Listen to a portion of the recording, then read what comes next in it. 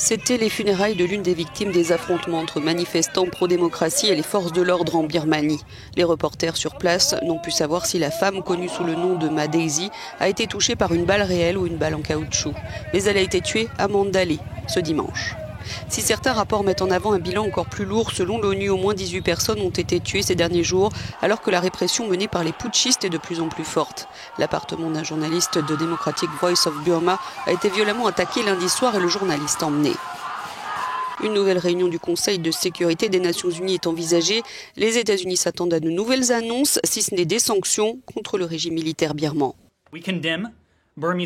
Nous condamnons le meurtre brutal de personnes non armées par les forces de sécurité birmanes, les attaques contre les journalistes et les militants et les détentions injustes qui se poursuivent. Les États-Unis, en étroite coordination avec nos partenaires et alliés, ont clairement fait savoir à l'armée birmane que la violence contre le peuple birman est odieuse.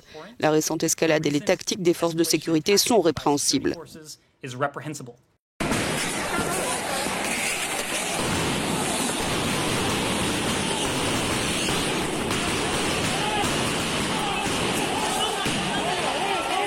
Les manifestants pro-démocratie étaient encore dans la rue ce matin à Rangoon et les heurts violents. Ils sont aussi mobilisés dans d'autres villes comme Tavoy dans le sud du pays. Ces protestataires continuent de réclamer la libération des prisonniers politiques et d'Aung San Suu Kyi, la dirigeante birmane évincée par le coup d'État de l'armée il y a un mois.